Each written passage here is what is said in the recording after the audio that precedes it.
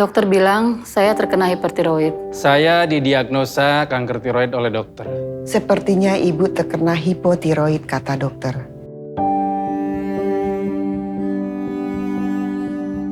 Awalnya keluhan-keluhan yang ada, saya susah bernapas dan batuk-batuk.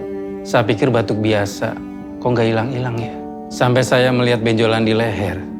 Kok semakin lama, semakin saya susah nelen ya? Kenapa tangan saya juga jadi tremor, gemetar. Dan saya coba cek ke dokter sama istri saya, ternyata benar. Ini bukan gejala biasa. Saya tipe orang yang kuat dingin. Sudah setahunan ini, saya gampang merasa kedinginan. Terus badan saya merasa gampang lelah. Dan ketika saya berkaca di cermin, kulit saya kering sekali. Awalnya saya sadar ada yang nggak beres. Ketika waktu itu kok saya jadi sering keringetan banyak banget dan jantung berdebar-debar nggak seperti biasanya. Ditambah suami nanya, "Yuk, kok mata kamu jadi kayak melotot gitu?" Suami saya akhirnya bilang, "Coba cek soal tiroid deh." Akhirnya saya cek gejala saya di tanyatiroid.com. Ternyata banyak gejala yang cocok. Setelah saya bercerita dengan teman-teman, akhirnya mereka menyarankan saya ke dokter. Beberapa dokter mendiagnosa saya gejala menopause. Setelah saya minum obat, tapi nggak ada perubahannya. Akhirnya saya coba ke dokter yang lain. Beliau menyimpulkan saya terkena hipotiroid. Akhirnya saya diharuskan untuk operasi pengangkatan kelenjar tiroidnya. Dan saya juga menjalani beberapa sesi terapi radiasi. Walaupun prosesnya panjang, tapi saya jalani. Saya juga mengkonsumsi substitusi hormon tiroid seumur hidup saya. Untungnya istri saya selalu menyemangati saya dan menemani saya. Hipertiroid masih bisa disembuhkan dengan rutin minum obat.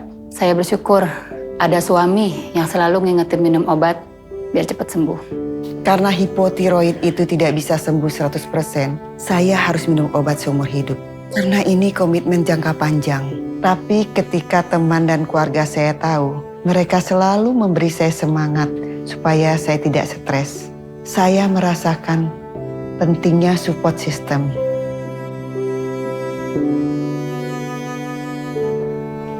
Santi.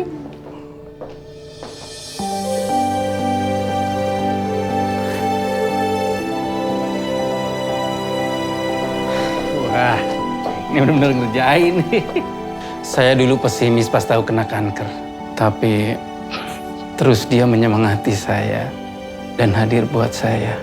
Dan saya ingin selalu ada buat dia. Penting ya, memperhatikan diri sendiri. Kalau ada yang aneh, cerita ke orang terdekat. Jangan disimpan sendiri. Dan cek gejalanya sejak dini, sebelum makin parah. Ketika melihat gejala istri saya alami, saya aware juga. Menurut saya, kita-kita yang ada di dekat mereka inilah yang lebih berperan penting untuk lebih memperhatikan jika ada sesuatu hal yang nggak seperti biasanya. Awalnya tuh kita bingung, kok Santi sering kelihatan lesu, terus jadi lebih sering sensitif. Padahal kita tahu dia yang paling rame.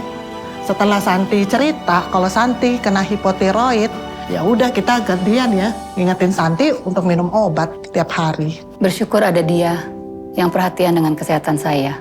Obat itu hanya penunjang secara fisik, tapi secara mental, support suami yang membuat saya kuat dan semangat untuk sembuh.